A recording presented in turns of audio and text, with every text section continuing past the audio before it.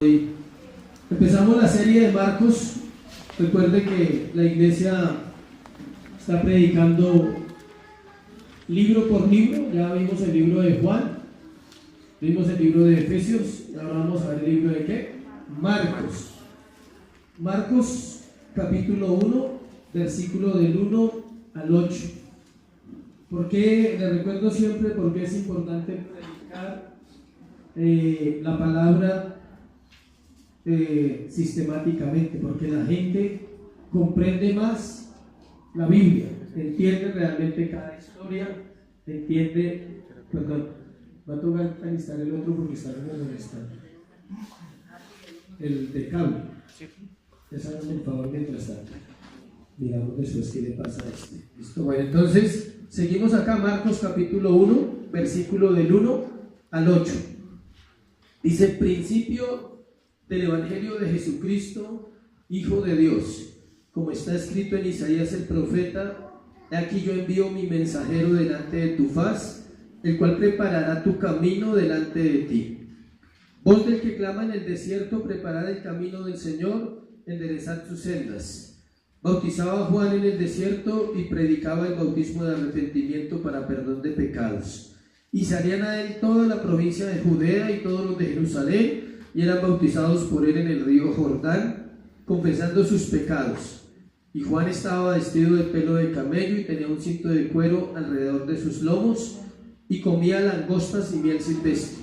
Y predicaba diciendo: viene tras mí el que es más poderoso que yo, a quien no soy digno de desatar encorvado la correa de su calzado. Yo a la verdad os he bautizado con agua, pero él os bautizará con Espíritu Santo. Padre, gracias por tu palabra, Señor. Gracias esta mañana porque podemos escucharte. Pedimos, Dios, que nos hables a nuestro corazón, que sea el Espíritu Santo, Señor, poniendo en cada corazón de acuerdo a su necesidad, de acuerdo a aquello que tú conoces. Trae consuelo, trae sabiduría y edifica la iglesia. En el nombre de Jesús, amén y amén. La enseñanza lleva como título: Precursor del único rey. ¿Cómo se llama? Precursor del único rey.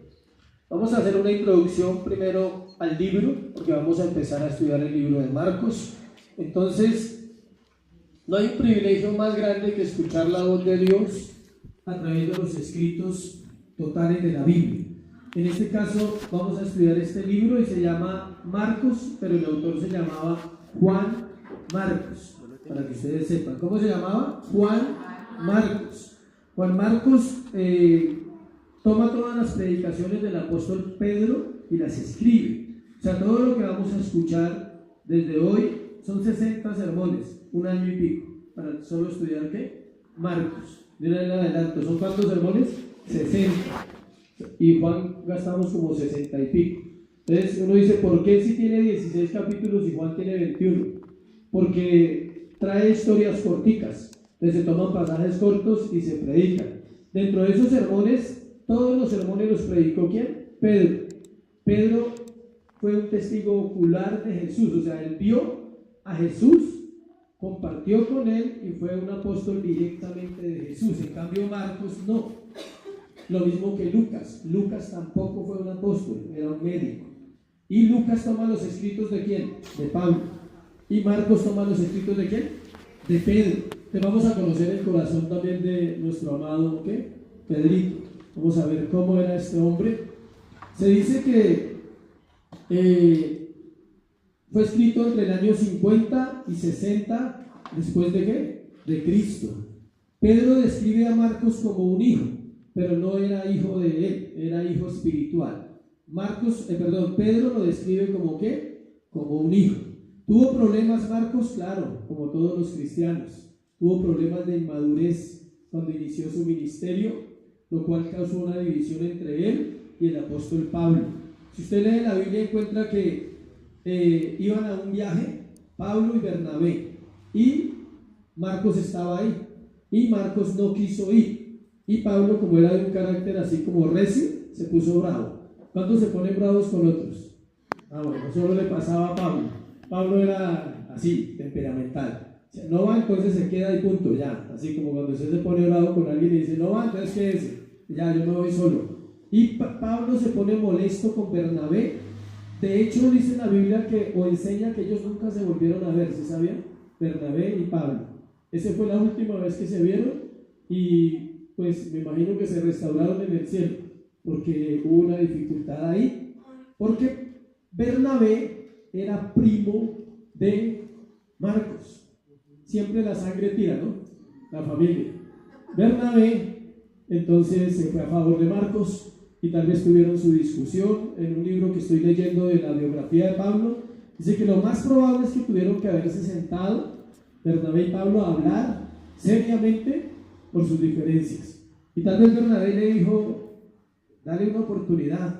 Y Pablo era radical, dijo, no, el que no quiere seguir a Cristo no lo puede seguir y punto. Ya, se queda ahí. Entonces Bernabé sí le dio la oportunidad. Bernabé significa consolación. Era un corazón diferente en ese momento. No estoy diciendo que Pablo fuera malo, estoy diciendo el temperamento era diferente. Y Bernabé restaura a Marcos en un proceso ministerial. Luego Marcos conoce a ¿quién? A Pedro. Y al final, escuche, de la vida del ministerio Pablo hay una buena noticia. Marcos se restaura con Pablo otra vez. ¿Por qué? Porque Pablo le dice a Timoteo estando preso, dice, tráeme a Marcos, que me es útil para el ministerio. Lo cual demuestra, pasaron 14 años para que se restaurara la relación de Pablo ¿con quién? Con Marcos. O sea que si hay una relación en la cual usted espera ser restaurado, tiene esperanza. Bueno, tal vez no sean 14, tal vez sean menos, o tal vez sean ¿qué? Más. Pero Dios siempre arregla relaciones. ¿Cuántos han tenido división con alguien cercano que no quiere tener? Pasa entre las iglesias, pasa con pastores, pasa con líderes, pasa con hijos, que uno se separa de sus hijos emocionalmente en el corazón, aunque siguen siendo hijos, o en la pareja. Pero la esperanza es que siempre que los dos sigan el mismo camino, Dios va a restaurar esa relación tarde o temprano. Ya les dije la fecha en que fue escrito, aproximadamente años 50 y 60 después de Cristo. Fue escrito para los romanos. ¿Para quién? Para los romanos. O sea, para los gentiles. ¿Quiénes somos los gentiles? Nosotros. El idioma que se usó originalmente fue el arameo y el latín. Y Marcos lo tradujo ¿a qué? Al griego. Marcos traduce el libro, todos los escritos, al griego. El tema principal de Marcos es el Señor Jesucristo como el siervo sufriente. O sea, es un libro que nos va a hablar ¿de qué? Del servicio. No el servicio solamente en la iglesia, sino el servicio ¿a quién? A los demás. Cuando hablamos de servicio, la gente siempre piensa que estamos hablando de dirigir una iglesia, de predicar, de enseñar. No. Tú le sirves como mamá a tus hijos. Tú le sirves como esposo a tu esposa o tu esposa al esposo. Servimos en un trabajo. ¿Cuántos trabajan? Sirves. Allá sirves, haces una labor, estás sirviendo. Entonces, la Biblia es un libro completo. No solamente te habla de religión, no solamente te habla de rituales, de oración, de canciones, no. Te habla de la vida ¿qué? Diaria, donde tú tienes que aplicarlo donde vayas. Si tú vas a tu trabajo, tienes que aprender a servir ¿con qué? Con amor. Si estás en una relación de pareja, ambos tienen que aprender a servirse el uno al otro. En este tiempo que mi esposa no ha estado, me ha puesto a trabajar, ¿sí? Con lo que ella hace, porque no está. Entonces me toca ir a entregar pedidos, llevar catálogos, todo eso, ¿sí? Eso es servirle a ella, ¿sí? Y cuando yo estoy acá, ella está acá, ella ha servido mucho a mi vida. Entonces, eso es una forma de servicio, porque yo podría decir, uy, no, chamán de otra persona, o sea, estoy ocupado. No, lo hago porque sé que para ella eso es importante y sé que también me va a bendecir cuando gane más plata. Amén. Obvio. La cuenta de cobro está, o sea, ella sabe. La cuenta de cobro se la paso ahí, obvio. Este libro mostró al Señor Jesucristo como humano más que cualquier otro escritor. Es muy bonito. Este libro va a ser muy interesante para nosotros. Sus emociones, sus limitaciones y otros detalles que veremos de la vida de Jesús. ¿Ya tienen otro?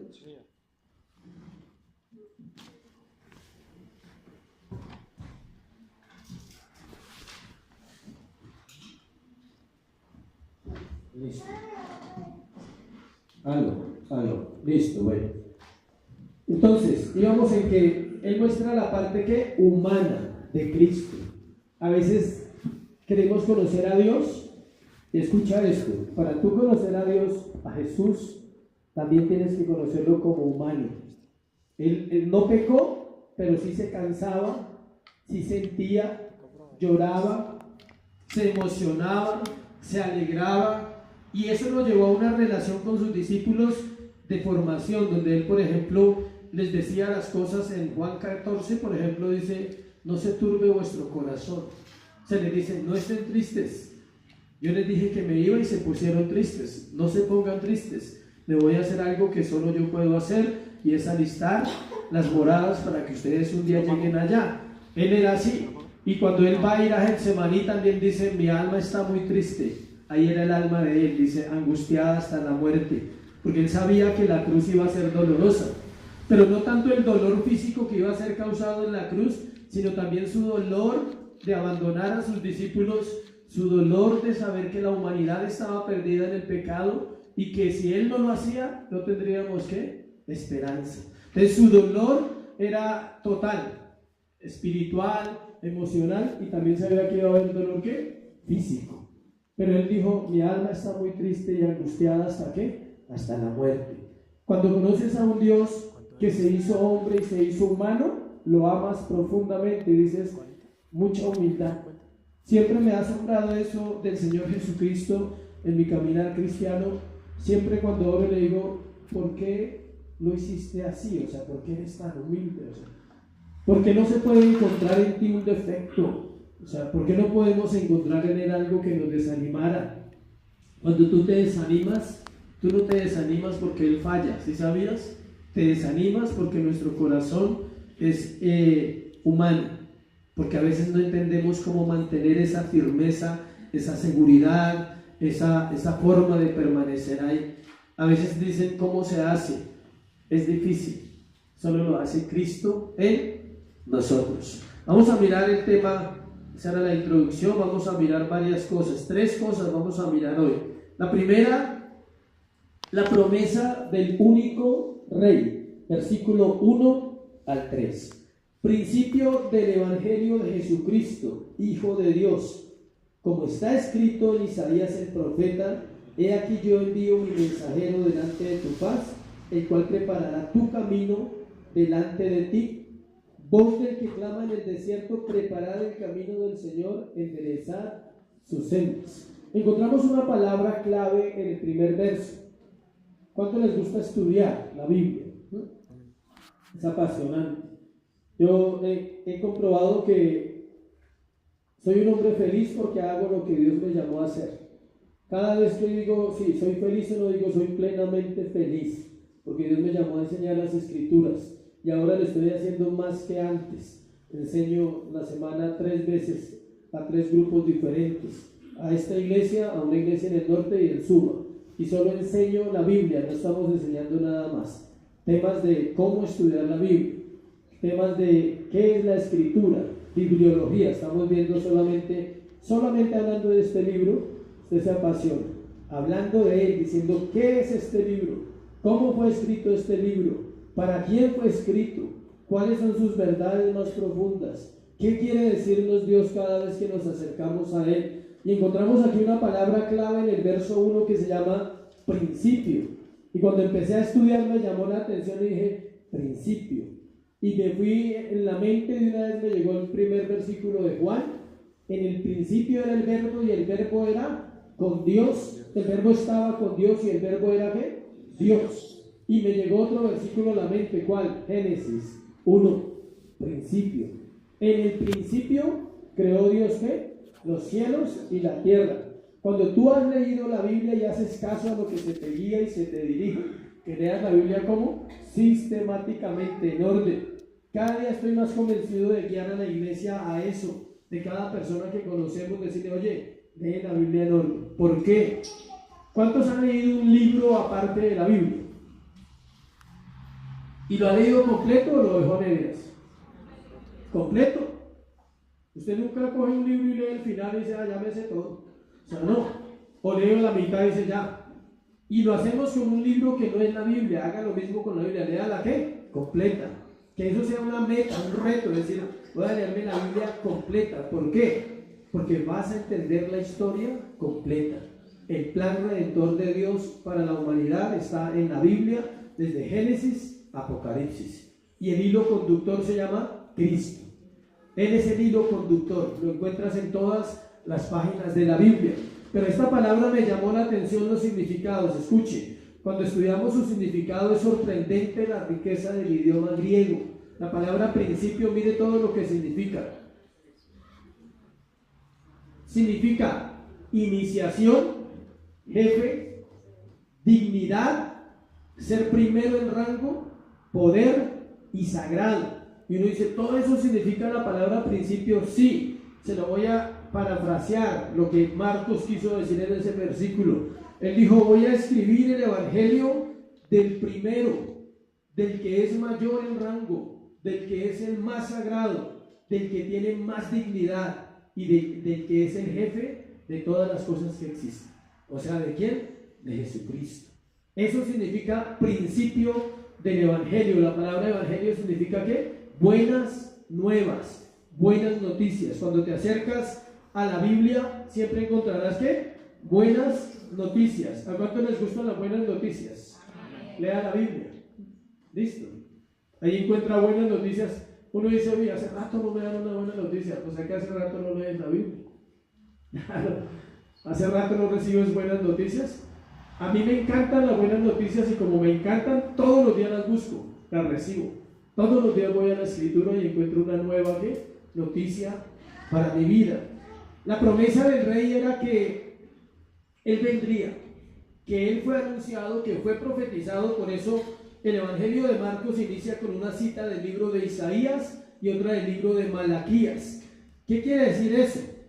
Que antes de que Jesús viniera ya se había hablado de él siglos anteriores, y él arranca con Malaquías 3:1 diciendo, he aquí yo envío mi mensajero delante de tu faz, el cual preparará tu camino delante de ti. Él está diciendo que Juan era ese hombre que venía a anunciar la venida de Cristo. Esa es la función de la iglesia. Eso es lo que todo cristiano debe hacer. No solo Juan, sino toda la iglesia debe constantemente anunciar que Cristo no que va a venir, sino que ya está entre nosotros. La Biblia dice que el reino de Dios se ha acercado y que el reino de Dios está ¿dónde? Dentro de nosotros. Jesús no se va a presentar a ningún ser humano en una aparición. Él se va a presentar a través de ¿qué? Personas, cristianos, creyentes verdaderos que tienen a Cristo en su corazón y lo pueden ¿qué? Compartir. ¿Se acuerdan cuando Jesús resucitó y se encontró con sus discípulos en la orilla del río? Y dice que él les preparó ¿qué? Pan y pescado. Y dice que tomando el pan ¿qué? Lo partió y luego lo compartió.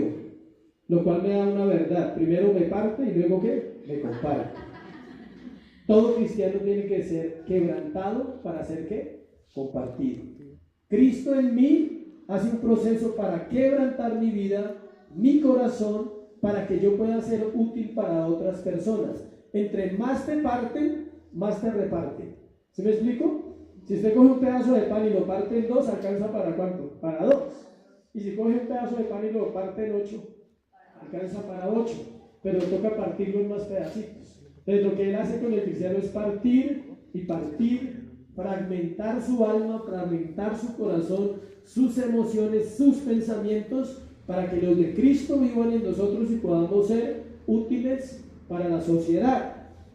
Para hablar del cumplimiento de los anuncios que se habían hecho acerca del rey y su reino, era necesario enviar a alguien adelante. Era una tradición. Escuche, siempre que un rey iba a visitar otra nación, mandaban una persona que se llamaba heraldo. Ahorita lo vamos a ver en el otro punto.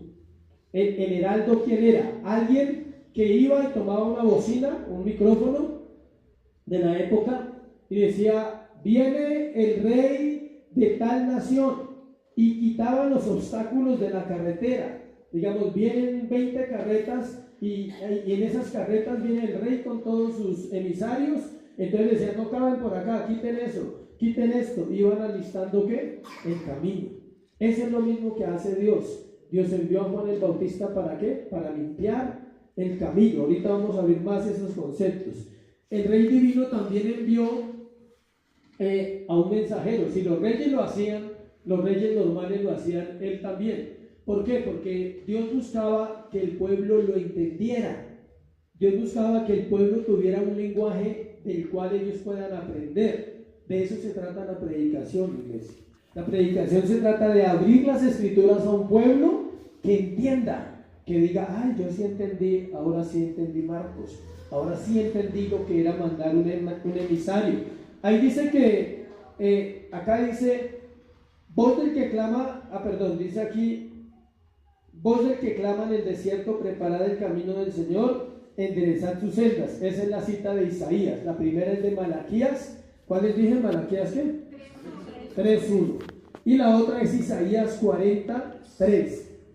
Cuando los escritores nombran primero a ¿quién? A Isaías. Dice, como está escrito en Isaías, versículo 1. ¿Por qué? Se nombraba al profeta más importante. O sea, no quiere decir que Malaquías no fuera importante, pero se estaba nombrando al profeta mayor. ¿Cuántos saben los profetas mayores ya? Bueno. Estamos en Coquito, ¿sí? Eso lo aprendimos cuando empezó la iglesia, los libros de la Biblia de memoria, ¿sí? O sea, cualquiera puede pasar acá y decirlos, de los que llevan más tiempo. No, pero no vamos a hacer eso hoy, no se asuste que no lo voy a pasar, ¿ven? El viernes pregunté en Suba y los que más sabían eran los niños. De 8 o 9 años se saben casi todos los libros ya de memoria. Uno dice, ¿eso en qué me cambia la vida? En obediencia, punto, no más. Eso no te sana, ni te salva, ni te restaura, pero sí agrada a Dios, porque eres ¿qué? Obediente, porque dices, quiero conocer el libro que me puede hablar todos los días, donde está la voz de Dios, donde yo puedo aprender a conocerlo cada mañana. Para cualquier predicador es un honor hablar de Juan. O sea, usted escuchará a cualquier hombre que predique la Biblia, que no hay un honor más grande para nosotros sino hablar de ese gran profeta. ¿Por qué? Porque es que él es el único profeta que Dios honra, que Dios exalta, que el mismo Jesús le da un lugar en la Biblia diciendo, de los nacidos de mujer no ha habido un profeta mayor que Juan el Bautista. Y dice, desde los tiempos de Juan el Bautista el reino de los cielos sufre ¿qué? Violencia, y solo los violentos lo arrebatan. Juan el Bautista dice que los que lo veían notaban en él algo diferente, decían, en ese hombre hay algo diferente a todos los profetas que han pasado. ¿Por qué? Llamaba la atención algo en la vida de él, y era que se vestía diferente, comía diferente. Cuando hablamos de vestidura no estamos hablando de esto, estamos hablando de su interior, su corazón. Sus vestiduras llamaban la atención por fuera, porque era un pedazo de cuero y una correa y no más. Él se vestía así. ¿Y comía qué? Miel y langostas. Un día langosta asada, otro día langosta sudada, otro día langosta frita, y lo único que le daba sabor era ¿qué? La miel. Pues la miel era para que no supiera tan feo, y para que rompiera como esa rutina, ¿sí? Pero todo eso tiene su enseñanza bíblica. ¿Qué era la tarea de este hombre? Quitar los obstáculos espirituales del corazón del pueblo, y lo hacía a través de la predicación. Por eso dice ahí dice, voz del que clama en el desierto, preparad el camino del Señor, enderezad sus sendas. Él tenía una tarea, y era confrontar a los judíos. ¿Quiénes eran los judíos? Los religiosos más fuertes de la época. Tenía que quitar del corazón de ellos la incredulidad, la dureza de corazón, los pecados escondidos y la religiosidad.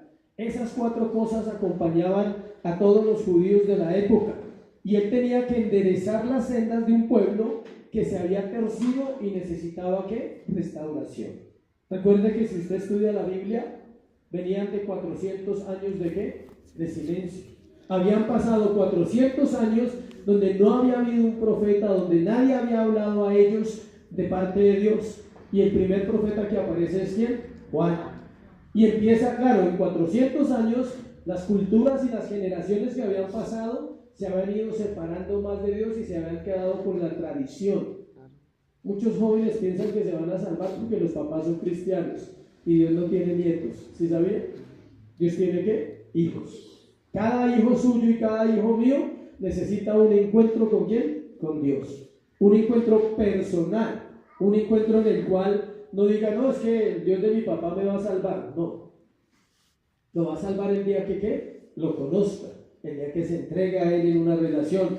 Juan era un profeta y era el cumplimiento de la profecía. Él era el profeta que venía a cumplir ¿qué? La profecía, que venía a hablar todo lo que el Antiguo Testamento había dicho.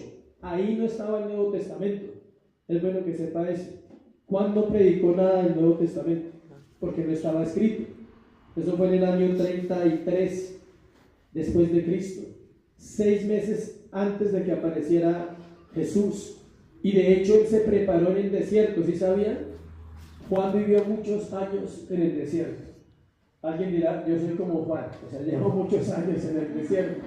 O sea, no, él sí vivía literal, o sea, allá en el desierto. Esa era su casa, en cuevas. Él vivía en cuevas, se alimentaba, ya les dije cómo, y él no solo anunciaba la venida del Mesías, también dice cómo llegaría, y dice que aparecería en el templo, y así comenzó el ministerio público de Jesús. Acompáñenme a Malaquías, que está antes de Mateo, y vemos la cita bíblica que él predicaba. Malaquías 3:1.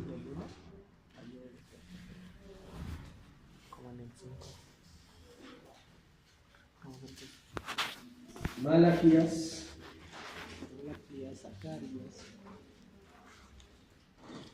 3:1.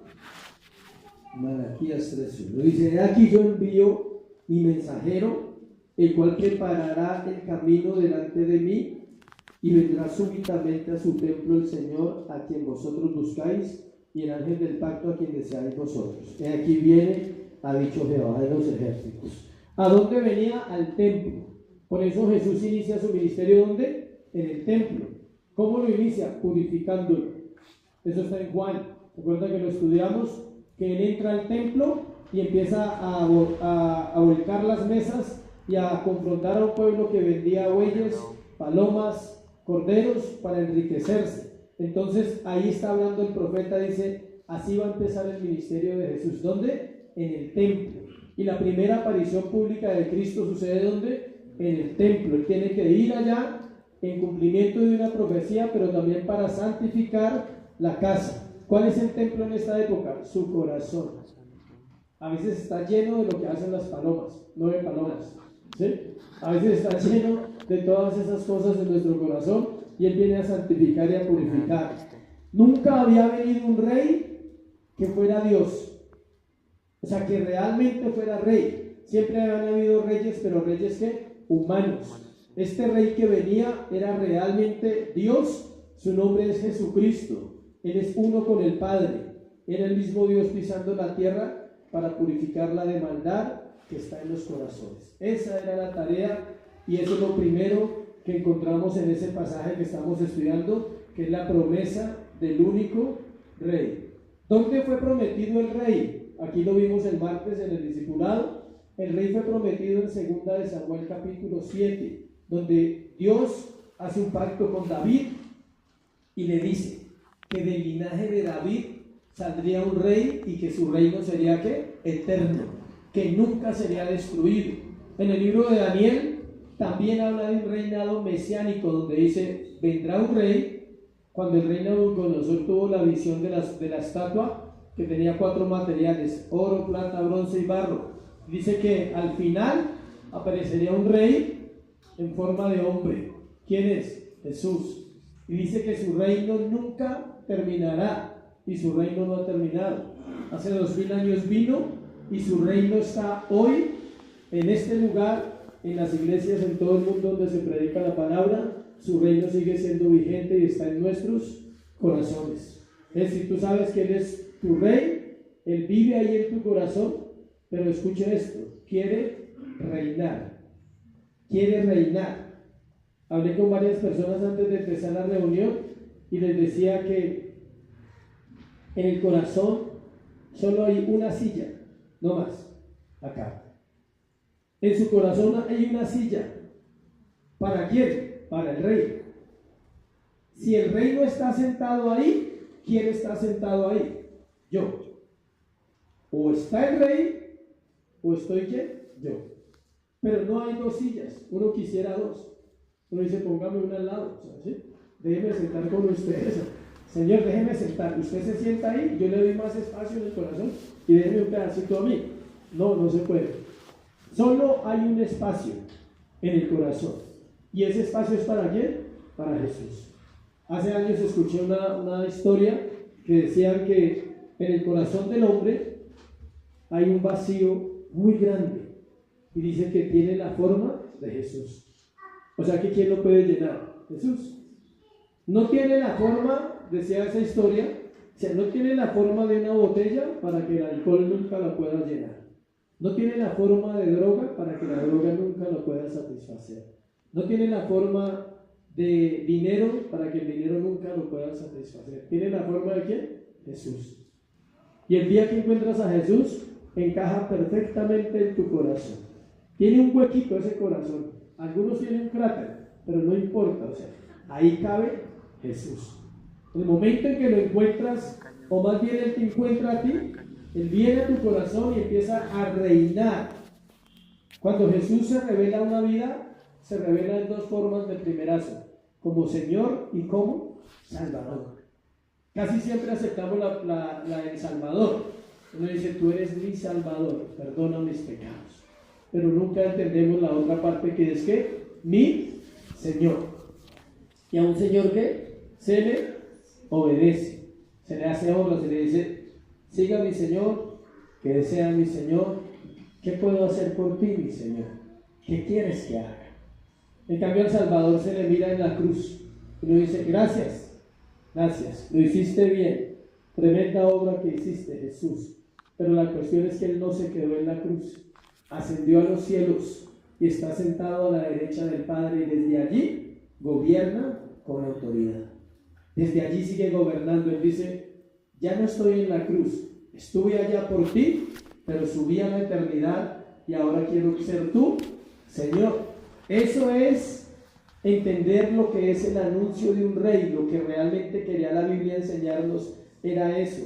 Desde el Antiguo Testamento, por todas sus páginas, usted lo encuentra en Génesis, lo encuentra en Levítico, en Éxodo, en Números, en Deuteronomio, y en todos los libros de la Biblia encuentra a Jesucristo como ¿qué? Rey y Señor de toda la tierra. Amén. Segundo, versículos 4 al 6. Profeta del único rey. ¿Quién era el profeta del único rey? Juan. Bautizaba a Juan en el desierto y predicaba el bautismo de arrepentimiento para perdón de pecados. Y salían a él toda la provincia de Judea y todos los de Jerusalén, y eran bautizados por él en el río Jordán, confesando sus pecados. Y Juan estaba vestido de pelo de camello y tenía cinto de cuero alrededor de sus lomos, y comía langosta y miel silvestre.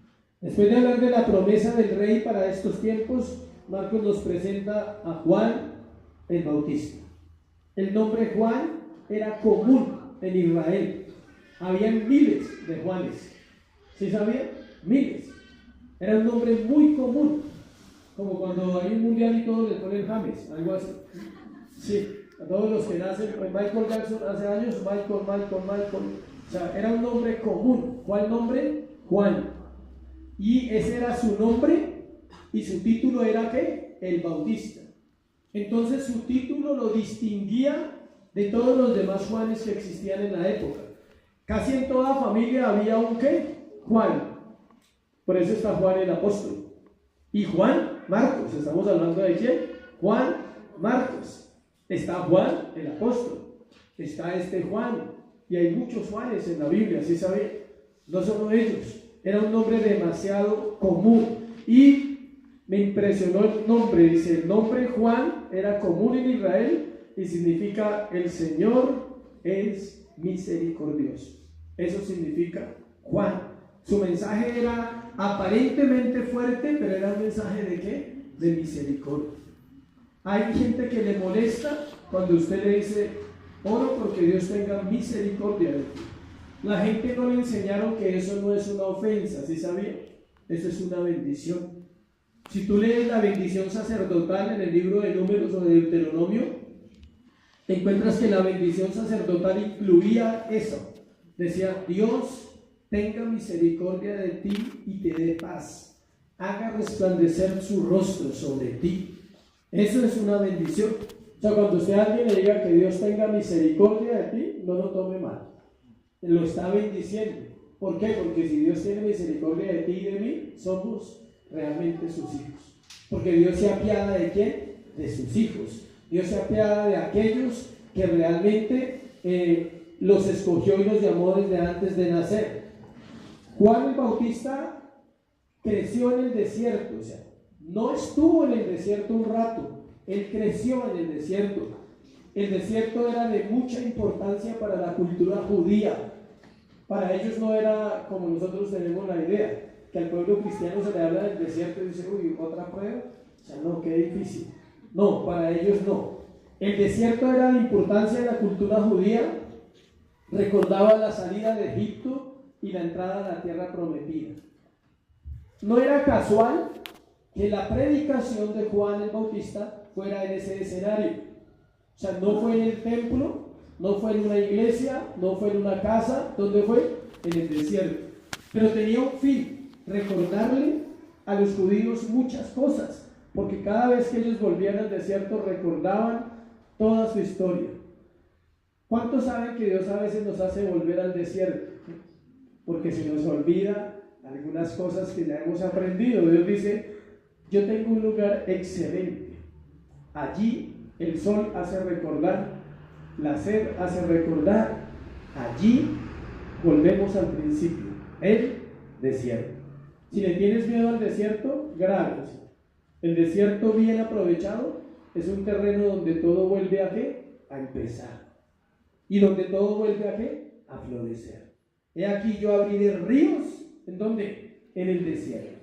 ¿Para qué Dios abre ríos donde hay ríos? No sirve, no hay milagro ahí. Dios abre ríos donde no hay. La esencia de un verdadero milagro es cuando se necesita, no cuando todo se tiene. Por eso la gente se pregunta que si Dios, la gente le pregunta a uno como pastor, dice, ¿Dios va a volver a hacer los milagros que están en la Biblia? Sí, es la respuesta. Sí los va a hacer. Y de hecho los sigue haciendo.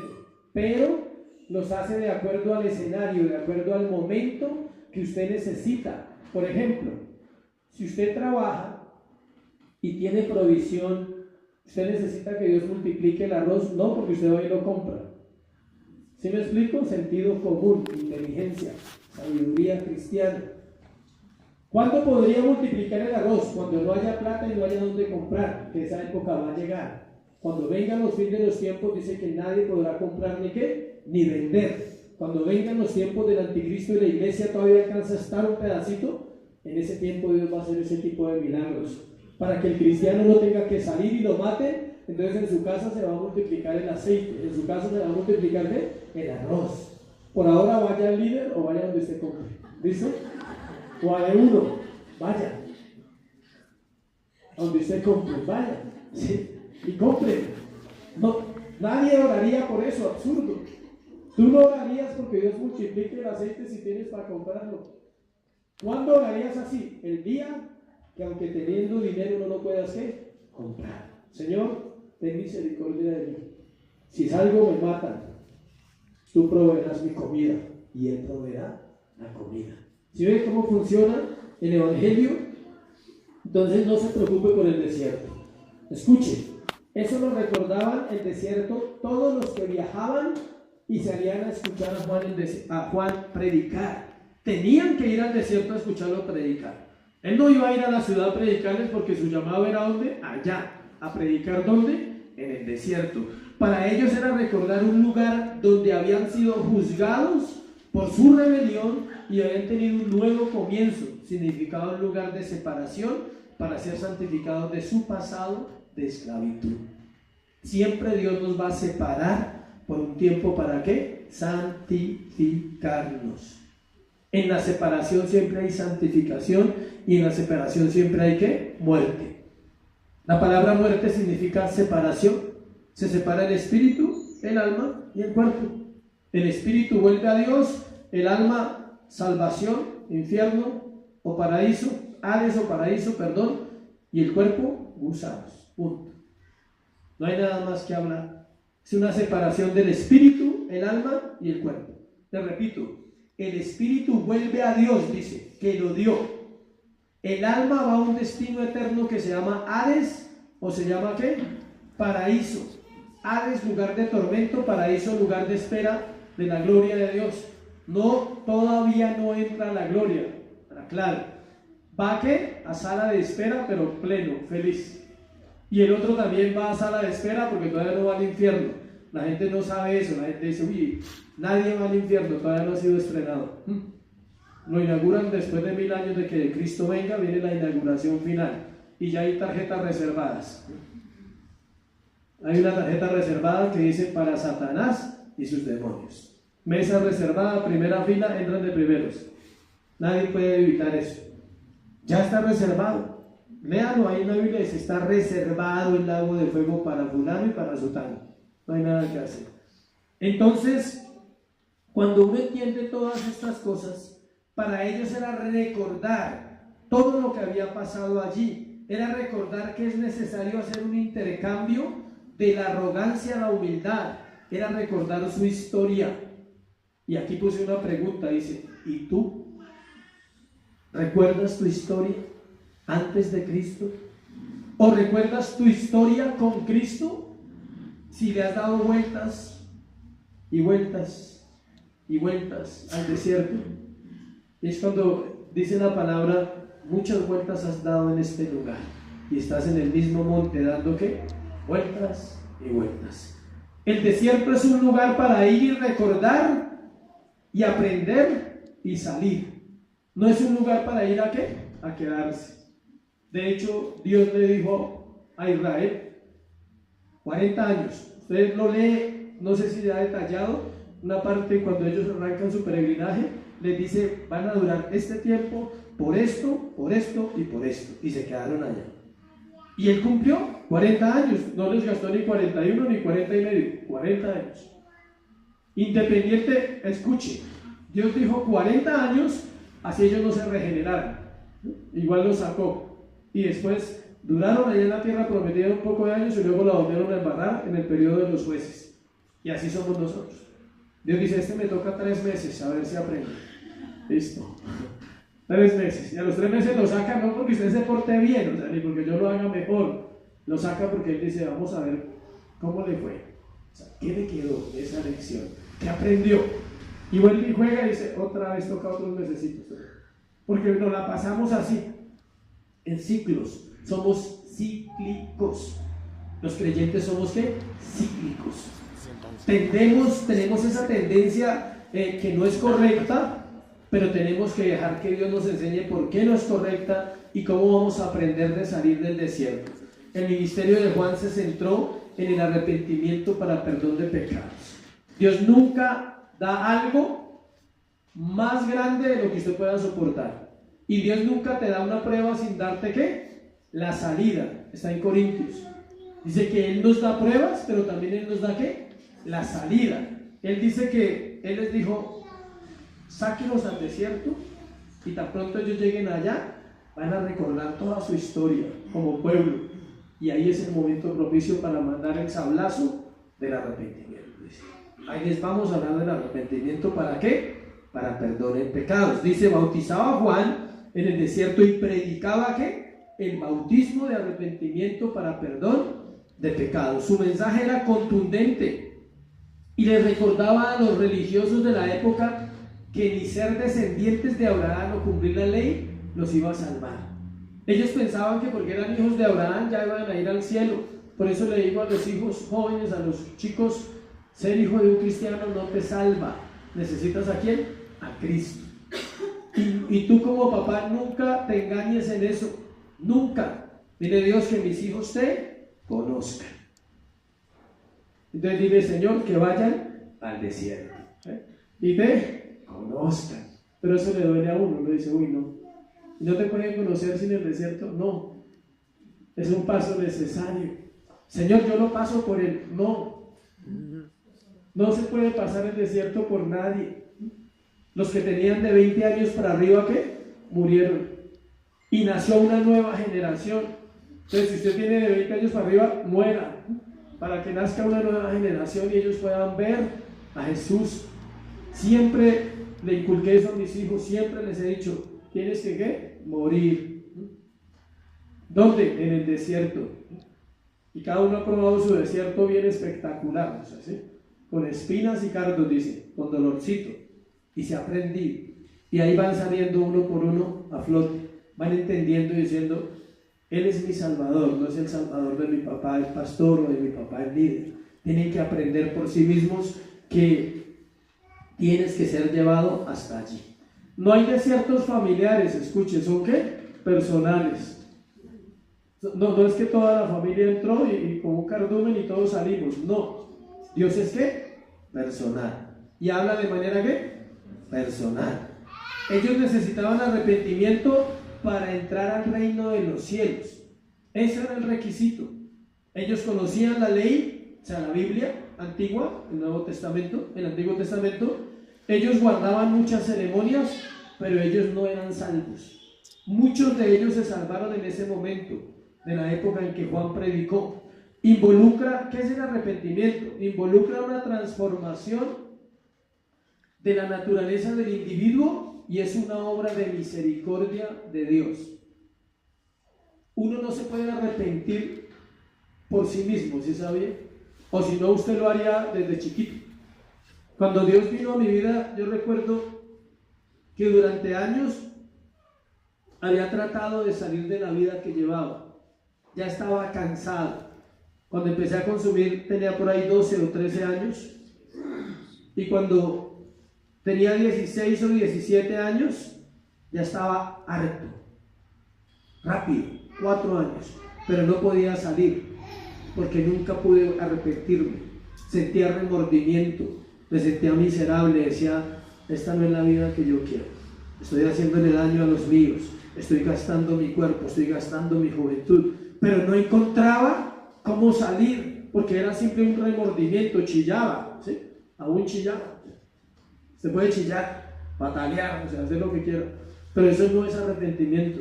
Arrepentimiento es el día que viene una convicción que solo Dios puede traer, y ese día llegó en la cárcel, el día que Él trajo convicción y me hizo entender a los 20 y pico de años, ya habían pasado hartos años y ya era esclavo totalmente de mi pecado. Y ahí es cuando viene la convicción y viene una transformación de mi naturaleza.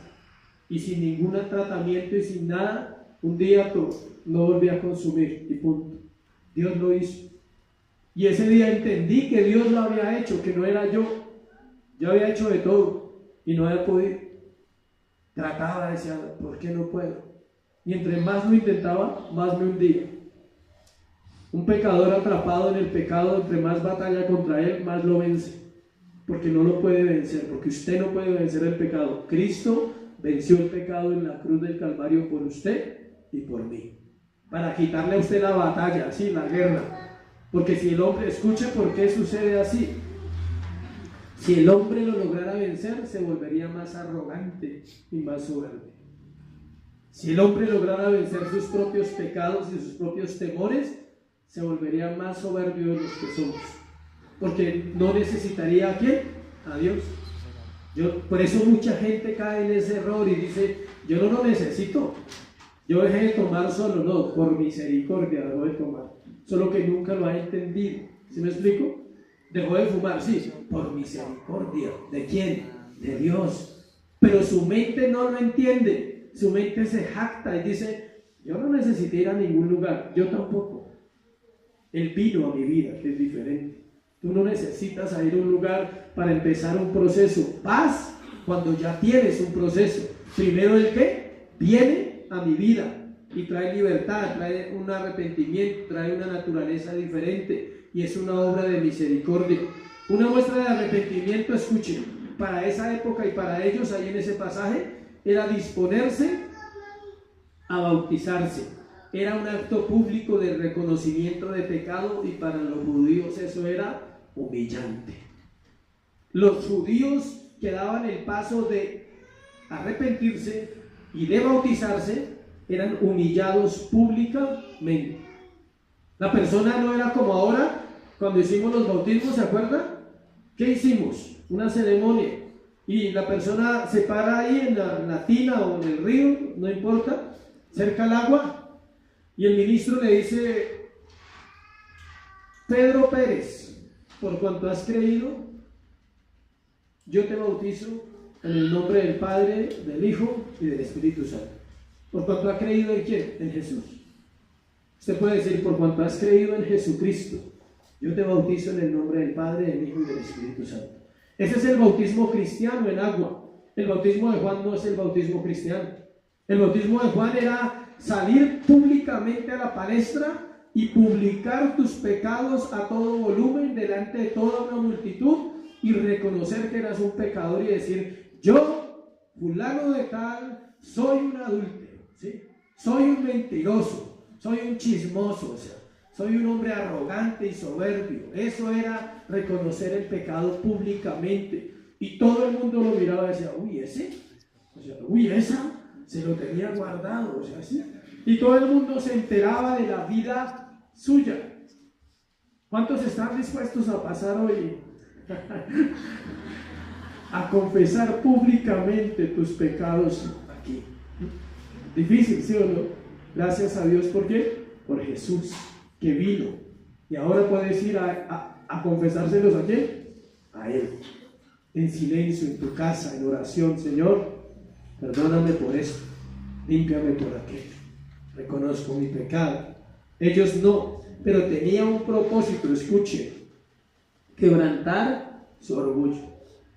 Claro, todos esos males religiosos, todos ellos bien vestidos, usaban túnicas más caras que otros, y sabían que así eran los judíos religiosos, joyas, tenían buenas casas, y habían vivido una época de mucha prosperidad después del cautiverio. Después de que ellos fueron cautivos en Babilonia y Asiria, fueron llevados otra vez a su tierra, y allí empieza el proceso. Su orgullo era terrible y era la única forma para derribárselo.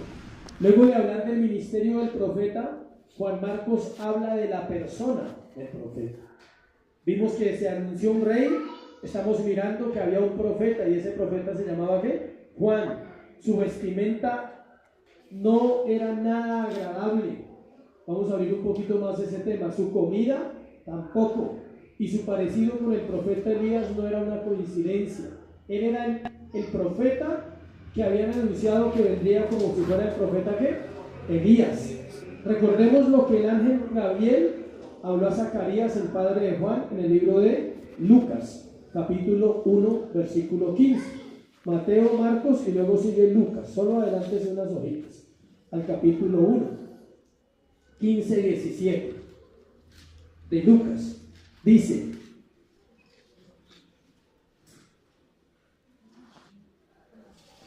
porque será grande delante de Dios. Está hablando de Juan el Bautista. No beberá vino ni sidra, y será lleno del Espíritu Santo aún desde el vientre de su madre, y hará que muchos de los hijos de Israel se conviertan al Señor Dios de ellos. Él irá delante de él con el espíritu y el poder de Elías, para hacer volver los corazones de los padres a los hijos y de los rebeldes a la prudencia de los justos, para preparar al Señor un pueblo bien dispuesto. Ahí está la promesa que habían dado para este hombre llamado ¿qué? Juan. Dios, el ángel Gabriel aparece a ¿quién? A Zacarías, y le dice: el hijo que usted va a tener, o Elizabeth va a tener, va a ser uno de los grandes profetas de la historia. No puede tomar vino, no se puede cortar el cabello. Juan era virgen, nunca tuvo mujer, era un hombre totalmente consagrado a Dios. Por eso Jesús lo elogia tanto. Los otros profetas tuvieron una vida tal vez como cualquiera, pero él no. Él era único en su especie. Solo hay 3 nazareos en la Biblia: Juan, Sansón y Cristo. Y de los 3, Cristo cumplió todas las cosas en lo espiritual y en lo físico. Juan en lo físico cumplió todo y era un hombre común y corriente, y Sansón no cumplió nada. Sansón no cumplió nada. No tomó vino y se hinchía, o sea, es grave, o sea, ¿sí? No tocar mujeres y se metió con Dalila, ¿sí? Y no tocar muerto, no podían tocar un cadáver, y él tocó un muerto, un cadáver de un león, y también con los filisteos cuando mató y todo eso. Entonces, ¿sí ven la diferencia de la obediencia a la desobediencia? ¿Qué quiere decir eso? Que todos somos creyentes, porque creemos en Jesús, pero lo que determina una diferencia entre una vida y la otra se llama ¿qué? La obediencia. Lo que se describe de Juan nos da una idea que era un hombre que impactaba al verle.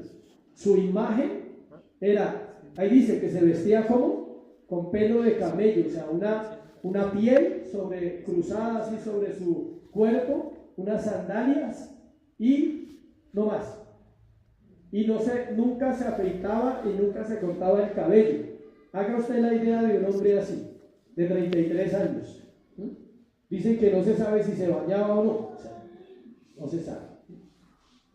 El hecho era que él era muy diferente. El nombre para estos hombres eran ascetas, con S antes, A-S-C, ascetas. ¿Qué quería decir? Hombres que vivían en los desiertos, con un régimen de vida impresionante. O sea, él vivía en ayuno constante y en oración ¿qué? Constante. Y cuando rompía el ayuno, langosta con miel. No frijoles con arepa. Bueno, ni pescado, ni pollo, ni carne, ni papaya, ni frutas, nada, ni verduras, nada. Siempre langostas con qué? Con miel. Entonces dice la historia que su dieta era única y correspondía a su llamado de nazareo, el cual él cumplió. La sidra, ¿sí alguien conoce la sidra? ¿Qué es la papa barata que llaman? Sí. ¿Papa qué? Papa de pobre, dicen por allí. Bueno. La guatila, sí, la de lechucitos. De esa hacían el alcohol. De la sidra hacían ¿qué? Alcohol. Pero también se la comían, cocinada, como nosotros. ¿Listo? Entonces él no comió sidra. Él no comía papa, digámoslo así. No comía, no podía comer. Entonces, imagínense la dieta de este hombre cómo era impresionante. No vino, o sea, no es que no llegó, sino que no tomaba vino. Bueno, no cortarse el cabello, virgen y apartado para Dios. Cuando la gente lo veía a él, dicen los estudiosos que muy pocos lo podían mirar o resistir la mirada de él, porque él era como si Dios estuviera plenamente en él, y su mensaje era tan contundente que los judíos aceptaban ser quebrantados públicamente y llorando confesaban ¿qué? Sus pecados. Qué tremendo, ¿no? Llegar a ser uno como un hombre llamado ¿qué? Juan, a comer langostas, bueno, a ayunar, a orar. Eso es una vida de oración, sí determina la vida de un hombre que Dios quiera usar. Si tú ayunas y oras diferente a todo un pueblo, Dios va a hacer con algo contigo diferente a lo que hace con los demás. Amén. No, tercero, versículos 7 y 8, la preeminencia del rey. Vamos a terminar con esta parte, la preeminencia del rey. Y predicaba diciendo: viene tras mí el que es más poderoso que yo, a quien no soy digno de desatar encorvado en la correa de su calzado. Yo a la verdad os he bautizado con agua, pero él os bautizará con Espíritu Santo. El mensaje de Juan no era para adquirir popularidad. O sea, Juan no predicaba para que lo aplaudieran. ¿Sí sabía? Que es lo que vemos hoy en día. Hoy en día los predicadores predican para ser aplaudidos, para ser elogiados. Juan no. Juan decía: si me rechazan, de eso se trata. Si no les gusta mi mensaje, estoy predicando el mensaje ¿qué? Correcto. Él no le interesaba si ellos le decían: bien, Juan, tremenda palabra, ¿no, Juan? No, él sabía que se iban a molestar porque tenía que confrontar las conductas. De hecho, Juan va y confronta ¿a quién? A Herodes. Le dice: rey, tú estás metiéndote con la esposa de tu hermano. Eso se llama adulterio, rey. Y por eso lo encarcelaron. Y por eso él muere. La hija de la tipa pide la cabeza de Juan el Bautista en una bandeja de plata. ¿Y sabe por qué fue todo ese complot? promovido por la inmoralidad sexual, porque la hija dormía con Herodes también. Ella estaba haciendo un baile sensual y él estaba enamorado de la mamá y de la hija. Espero que no hayan esas historias, ¿sí? Aunque se ven también. Él gustaba y ella lo sedujo con el baile y con todo. Y es cuando ella le dice, él le dice a ella, pídeme lo que quieras, hasta la mitad de mi reino te doy. Y ella era una niña, era joven, una mujer jovencita, se calcula 14, 16 años. Y ella no sabe qué pedir. Y ella también es seducida por su mamá, por el poder, porque la mamá era ambiciosa al poder. Y le dice, pídale la cabeza de Juan el Bautista. Porque la mamá estaba molesta porque él los confrontaba y le decía, adúlteros, viven en adulterio. Y eso no está bien, porque era dirigente del pueblo. Entonces ella pide la cabeza de Juan y el rey por su palabra, porque él ya lo había dicho, tenía que ¿qué? Cumplir. No era como en esa época, no, yo no dije nada, o sea, pero usted dijo, no, yo no dije nada. No, tenía que cumplir por causa de los invitados, porque los invitados eran ¿qué? Reyes también. Eran gentes muy importantes y tenía que cumplir. El mensaje de Juan entonces no era para adquirir seguidores. Hoy en día la iglesia solo busca ¿qué? Seguidores. Quiere seguidores y quiere seguidores y quiere seguidores, pero no quiere salvos. Gente que vaya a la eternidad, gente que vaya al cielo. Juan 3:30, acompáñenme ahí a Juan capítulo 3, versículo 30. Dice, Juan 3:30. Ya terminando su ministerio, ¿cuánto tiempo duró el ministerio de Juan el Bautista? 6 meses, no más. Tan largo, ¿no? Y no lleva 20 años. Y tan largo ese ministerio de Juan. 6 meses. Se preparó 30 y pico de años para predicar ¿qué? 6 meses. Imagínense cada sermón cómo sería. ¿Sí? 30, dice Juan 3:30, dice, es necesario que él crezca, pero que yo mengue. Ese era el mensaje que él transmitía. Eso era lo que él quería. Él decía que miren a quién, a Cristo. Y cuando Juan es encarcelado, manda a preguntar.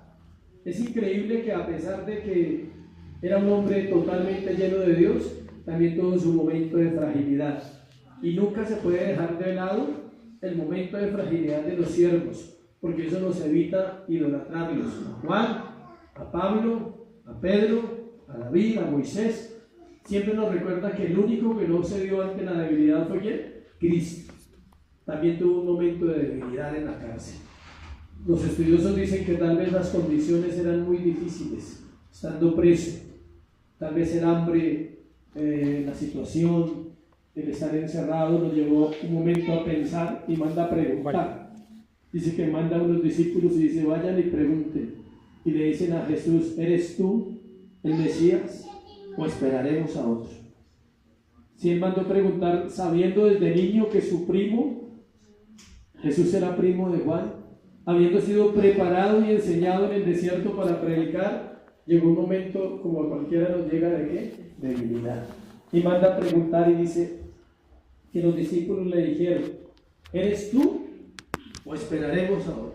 Y Jesús dice, díganle a Juan, los sordos oyen, los ciegos ven, los cojos andan, los paralíticos también. Es decir, y a los pobres es anunciado el Evangelio. Era él, y ya con eso Juan moría tranquilo. Fue la última noticia que recibió de Jesús. Y tal vez dijo, es él. Y listo. Y él muere. Él no podía seguir viviendo porque hubiera robado un escenario, porque era muy usado por Dios. Eso es lo que da a entender los estudiosos en la Escritura. Él no podía vivir si Cristo iba a aparecer. Por eso es cuando Cristo aparece, lo mandan para la cárcel. Y en la cárcel lo mandan ¿para dónde? Para el cielo, para la eternidad. Juan tenía claro que su mensaje solo produciría un efecto externo en la vida de los judíos. Escuche, a pesar de que era un mensaje poderoso, producía un mensaje ¿qué? Externo. Y eso pasa hoy, es igual.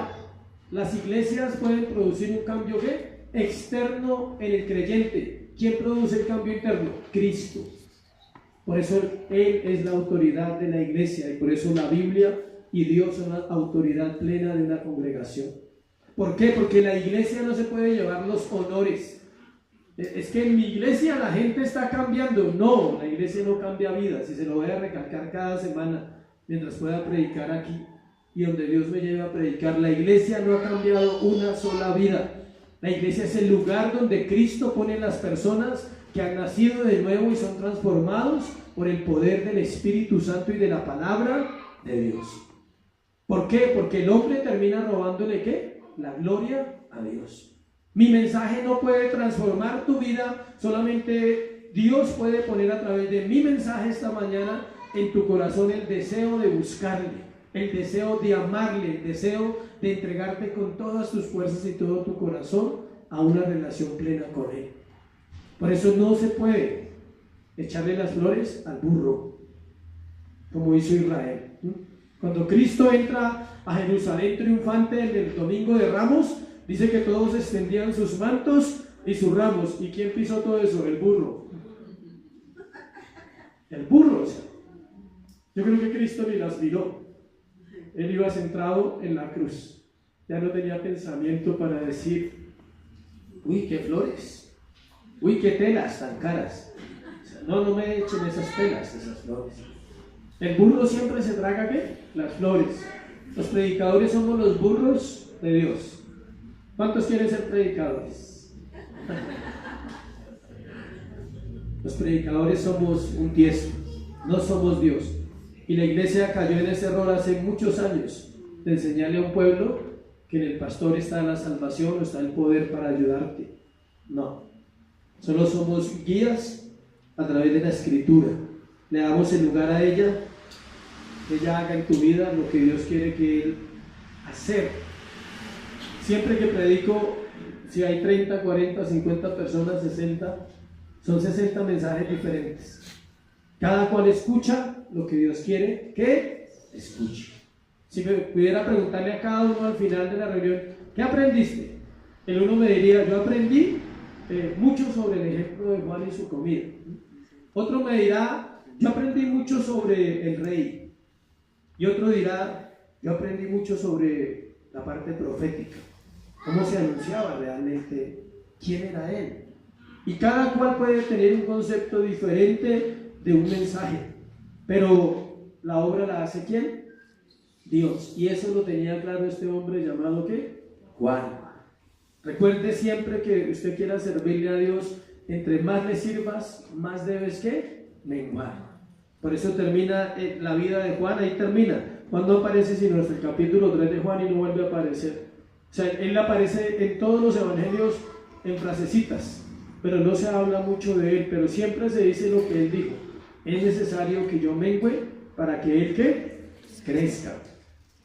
Él sabía lo que enseñaba y él sabía que su bautismo era temporal. Por eso él dice que detrás de él venía uno que era mayor que él, que bautizaría ¿en qué? En el Espíritu Santo.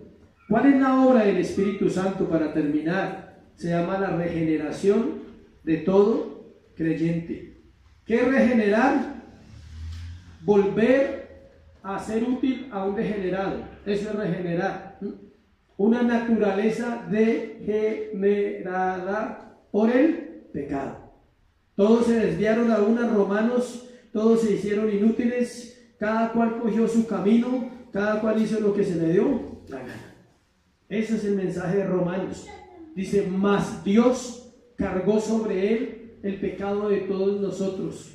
Como cordero fue llevado al matadero y no le estimamos. No abrió su boca, dice, delante de sus trasquiladores. Dice, mas por su llaga fuimos nosotros, ¿qué? Sanados. Dios cargó el pecado de nosotros sobre Jesús para que nosotros hoy tengamos la oportunidad de ser regenerados. No se refiere solo a una experiencia, escuche. Cuando hablamos del bautismo del Espíritu Santo, no es solo una experiencia de un momento, se refiere a la obra que Dios hace en nuestro interior para que el Espíritu Santo pueda morar en nosotros. El primero que viene a morar en una vida es Cristo, y a la vez viene el Espíritu de Dios sobre nuestra vida. Alguien decía, o sea que yo tengo a Cristo y al Espíritu, sí, y el Padre. A veces no entendemos eso, uno dice, ¿a quién tiene el creyente adentro? A Dios. Sencillo. Porque Él dijo, yo y el Padre, uno somos. Dice, y el que me tiene a mí, ¿tiene a quién? Al Padre. Y el Espíritu Santo es el Espíritu del Padre y el Espíritu del Hijo.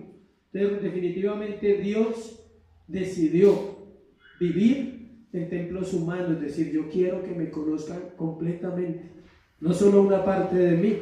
Él nos perdona del pecado y nos limpia, Dios. Eso sucedió en el sacrificio de Cristo en la cruz del Calvario. Le quiero aclarar algo acá. No va a suceder, ya sucedió. Y esa es la batalla de muchos creyentes. ¿Cómo así? O sea, ya me perdonó, obvio. ¿Qué tienes que hacer ahora? Confesar. ¿Ya? Él ya te perdonó, pero eso no te exime de la confesión del pecado diario que se hace en una relación que se llama oración. Dios, perdóname. Sé que ya me perdonaste en la cruz, pero quiero recordar mi pecado también y recordar que tú me perdonaste, pero no puedo pasar por alto lo que yo he hecho.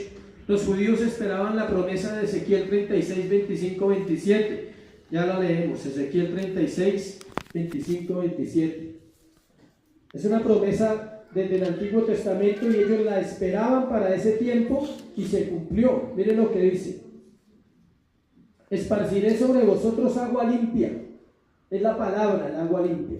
Y seréis limpiados de todas vuestras inmundicias y de todos vuestros ídolos os limpiaré.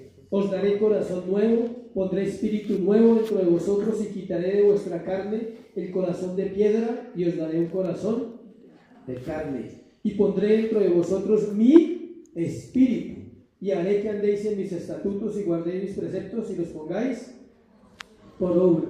Esa promesa del profeta Ezequiel 600 años antes de Cristo se cumplió ahí. Cuando Cristo aparece se cumple esa promesa. ¿Por qué? Porque nosotros estamos viviendo los últimos tiempos. La gente dice los últimos tiempos, o sea que esto se va a acabar, no sabemos. Pero los últimos tiempos no se refiere a hoy. O sea, comenzaron el día que Cristo vino a la tierra. Desde ese día hasta hoy son los últimos tiempos. Pueden durar 3.000 años, 2.500, 2.700, 2018, 2019, no sabemos. Pero esos son los últimos tiempos. Además tenemos que recordar lo que dice la Biblia, que para Dios un día es como 1.000 años y 1.000 años es como un día. Entonces, si hacemos cuentas, realmente llevamos 2 días y un pedacito, porque han pasado 2.000 años. ¿Llevamos cuántos días? 2. ¿Y cuándo resucitó Él?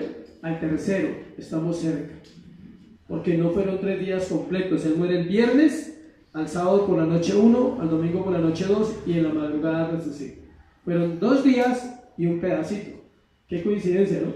Llevamos 2 días y un pedacito, que son 18 años del tercer milenio. Llevamos 2 días y un pedacito. Entonces no se asombre si en cualquier momento puede aparecer. Esa era la diferencia entre todos los reyes, que Él es el único rey, que es un rey poderoso, que es un rey que venció la muerte, que es un rey que no tienes nada que perder si te acercas a Él y le entregas la vida. Siempre vemos la acción de Dios en unidad, Padre, Hijo y Espíritu Santo. Nunca están separados. Con la llegada del nuevo rey se daba inicio a la revelación plena del Evangelio en la tierra. Jesús tiene que venir a la tierra para que usted y yo tuviéramos esperanza de conocerle 2000 años después.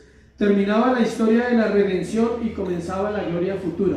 ¿Dónde terminó la historia de la redención bíblica? En el Nuevo Testamento, en Juan. Desde ahí empezó la práctica de la redención a través de una iglesia o de la iglesia de Cristo. Y desde ese momento en adelante entramos en la gloria futura. Nosotros, cuando usted es salvo, escuche esto, usted ya está en la vida eterna. Hay gente que dice, no, cuando me muera voy a entrar en la vida eterna. Usted no va a entrar. Usted ya está, porque ¿quién es la vida eterna? Jesús. Dice, esta es la vida eterna, que te conozcan a ti, el único Dios verdadero, y a Jesucristo, a quien has enviado. Juan 17:3. Esta es la vida eterna, que te conozcan a ti. Está hablando, él está haciendo una oración al Padre y dice: a ti, el Dios verdadero, y a Jesucristo, a quien has enviado. El Evangelio es el mensaje de salvación para todo aquel que cree en Jesús. Que Él es Dios, escuche, que se encarnó en la tierra en un cuerpo humano, que vivió 33 años, que fue crucificado y muerto en la cruz del Calvario, que resucitó al tercer día, hoy está sentado a la diestra del Padre y que volverá por su pueblo para continuar reinando eternamente. Amén. Ponte sobre tus pies y vamos a orar, a darle gracias a Dios por esta palabra y por este tiempo. Si tú crees eso es creer en Jesús. No es creer que te va a resolver el chicharroncito de hoy, no, eso es añadidura. Puede que se resuelva, puede que no se resuelva, Él sigue siendo Dios. Le repito, el Evangelio, escucha bien, es el mensaje de salvación para todo aquel que cree que Jesús es Dios, que se encarnó en la tierra en un cuerpo humano, que vivió 33 años, que fue crucificado y muerto en la cruz del Calvario, que resucitó al tercer día, que hoy está sentado a la diestra del Padre y que volverá por su pueblo para continuar reinando eternamente. Cualquier punto de esos que la iglesia no crea se puede torcer. Cualquier puntico de esos. Hay iglesias que dicen que Él no volverá, entonces no vale la pena creer en Él. Si a mí me hubieran dicho que Él no vuelve, yo no creería en Jesús. Creo porque sé que vendrá. O viene personal o viene por grupo, pero viene. Él vendrá por mí un día. Si muero antes del rapto, vendrá. Y si en el rapto estoy, me iré con Él. Creo en eso firmemente. Si usted no cree en eso, tiene que evaluar su fe. Decir, ¿será que sí conozco a Dios o no lo conozco? Si tú dices, no, pero yo creo que Él es Dios, pero no creo que lo hayan matado de esa manera. Así lo mataron. Y así está escrito. No, yo creo que Él es Dios, pero eso de que está sentado a la derecha, ¿y por qué no a la izquierda? ¿Sí? Porque la Biblia dice que está sentado a la derecha, y punto. Y tenemos que creer en la Biblia. Y cualquier detallito uno se pone a pensar, dice, y si vivió 35 o 30, no, 33, dice la Biblia. 33 años vivió. ¿Por qué? No lo sabemos, ese es un misterio. Cuando usted esté cara a cara con Él, dígale: Señor, tengo una pregunta. Dirá, pero qué curiosidad tan boba, ¿no? Pero bueno. No, solo quería saber por qué 33. Tal vez haya una respuesta, pero la Biblia no la enseña, entonces no la podemos enseñar. Pero uno le da curiosidad, yo soy curioso de 33. ¿Por qué no 40, 30? Algo tendrá de enseñanza, pero eso lo aprenderemos allá. Cierra tus ojos. Padre, gracias por esta mañana, Señor. Gracias, Dios, por la riqueza que encontramos en tu palabra. Ella es rica, Dios. Ella es abundante en nuestro corazón. Gracias porque traes luz a la iglesia, traes entendimiento de las cosas espirituales.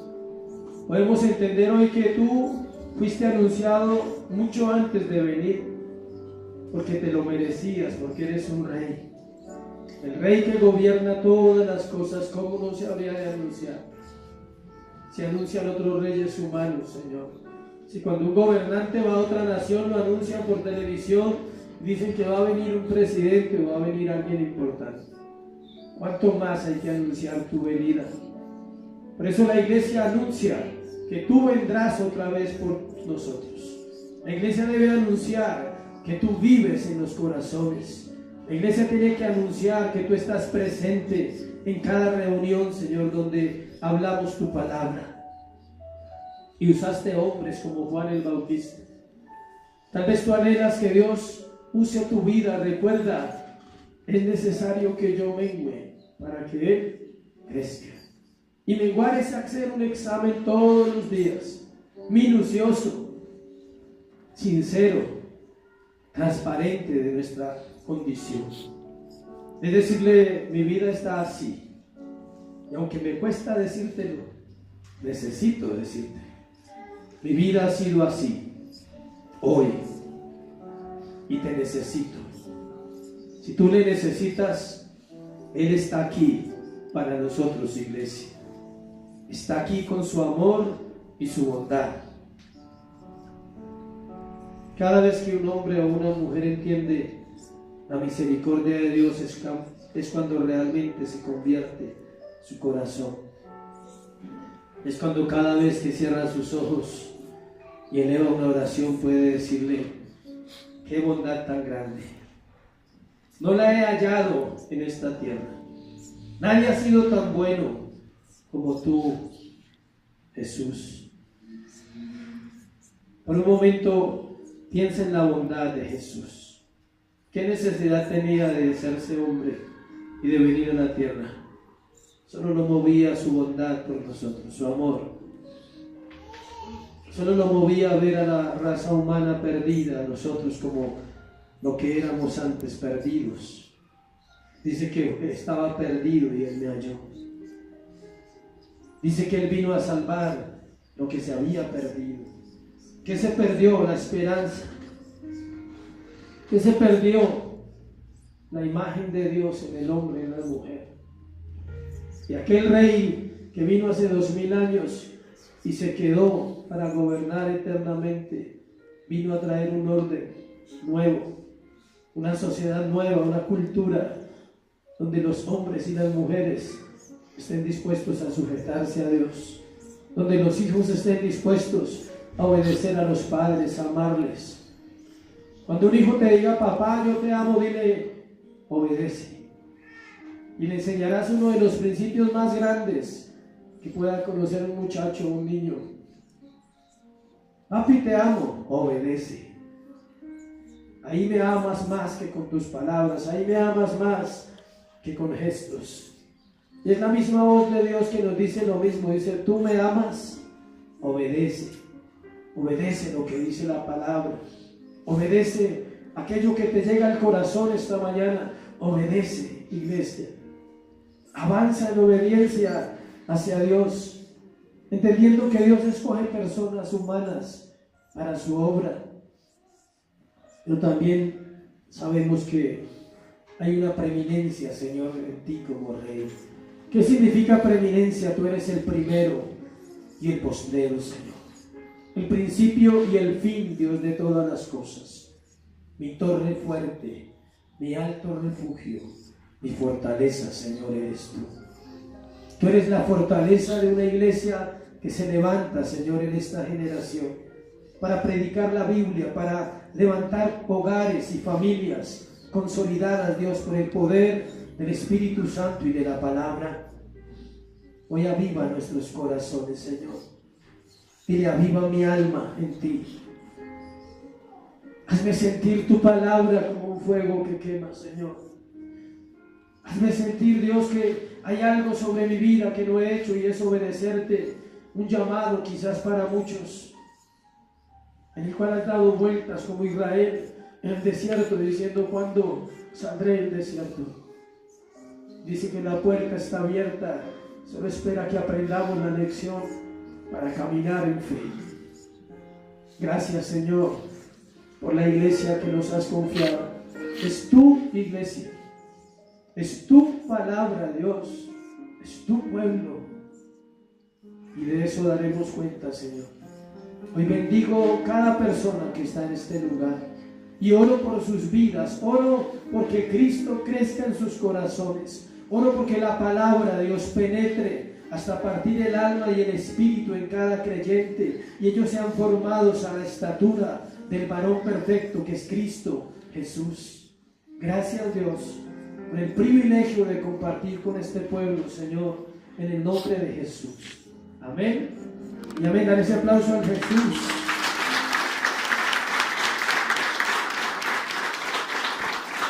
Gracias por este tiempo.